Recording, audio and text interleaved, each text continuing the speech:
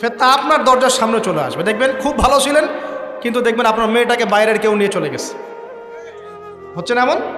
খুব পরেশগার মানুষ, কারো ডানে বামে নাই, কিন্তু পরিবার ইসলাম প্রতিষ্ঠা করতে পারে নাই, মেয়েটা বাইরে চলে গেছে পালায়। ছেলেটা দেখবেন মদের আসরে বসে আছে, ঠিক আছে, নিজের বাচ্চার ভবিষ্যৎ ঠিক নাই, অনেক সমস্যা। শোনেন প্রিয় ভাইরা, নিজে একা একা ফিতনা থেকে বেঁচে থাকা যাবে না। ফিতনা থেকে বেঁচে থাকা যাবে না, এর দলিল কোরআনেই আছে।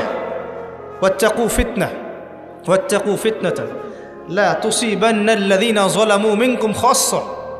আল্লাহ বলছেন তোমরা সেই ফিতনা থেকে বেঁচে থাকো।